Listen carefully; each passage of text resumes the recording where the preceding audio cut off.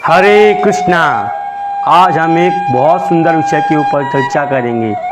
गर्भगृह क्या होता है। देखा जाए तो हर मंदिर के अंदर एक गर्भगृह ज़रूर होता है। गर्भगृह मंदिर का बहुत महत्वपूर्ण हिस्सा होता है, जो भगवान को समर्पित एक ऐसा स्थान होता है जहां भगवान की विग्रह स्थापित होती है। गर्भगृह का अर्थ क्या होता है। गर्भ यानी पेट, गृह यानी कमरा, यानी ये एक ऐसा कमरा होता है जो भगवान के लिए गर्भ की तरह होता है। इसी कारण भगवान के स्थान को गर्भगृह कहते हैं। क्या आपको पता है, जब भी धरती पर कोई मनुष्य जन्म लेता है या कोई मनुष्य धरती पर आता है तो वो एक दरवाजे से आता है, और वो दरवाज़ा है माँ का गर्भ। जब भी कोई जीवात्मा इस दुनिया में आती है तो माँ के गर्भ से जन्म लेती है। ठीक उसी प्रकार जब भी धरती पर भगवान आते हैं तो उनके लिए एक अलग स्थान बनाया जाता है, एक अलग प्राण प्रतिष्ठा कर एक अलग स्थान बनाया जाता है, एक अलग कमरा बनाया जाता है जो भगवान के लिए गर्भ की तरह होता है।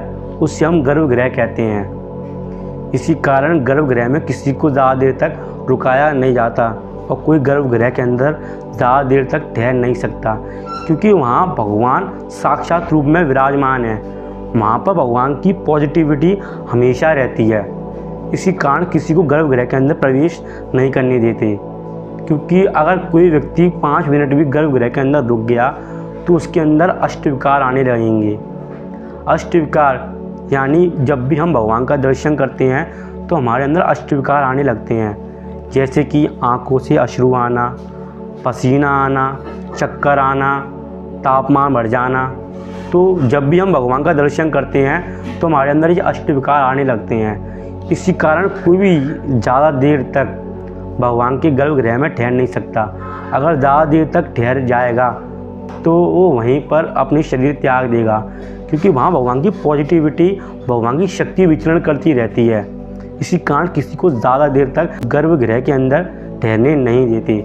जैसे बांके बिहारी मंदिर में हमेशा बांके बिहारी के सामने पर्दा क्यों लगाया जाता है, क्योंकि बांके बिहारी की नयन किसी से मिल ना जाए।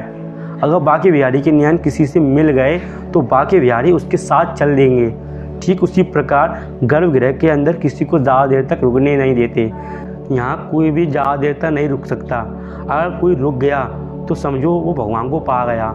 जैसे कि श्री मीराबाई जी भगवान जी के गर्भगृह में बहुत देर से बैठी हुई थी, भगवान से बात भी कर रही थी, क्योंकि भगवान जी वहाँ हमेशा रहते हैं। उनकी पॉजिटिविटी हमको गर्भगृह में भगवान जी अनुभव कराते हैं कि साक्षात रूप में मैं यहाँ पर विराजमान हूँ। पर गर्भगृह में इसलिए पुजारी और महंत लोग किसी को अंदर जाने नहीं देते। इसी कारण गर्भगृह का बहुत महत्व है। इसी कारण गर्भगृह में कोई ज़्यादा देर तक नहीं रुकता, और गर्भगृह भगवान जी का खुद का एक अलग स्थान है जहाँ भगवान भी हमेशा साक्षात रूप में रहते हैं। आपको गर्भगृह के बारे में ये जानकारी कैसी लगी कृपया कमेंट्स में ज़रूर बताएं, और मुझ पर कोई त्रुटि हो तो कृपया कमेंट्स में लिखकर ज़रूर बताना।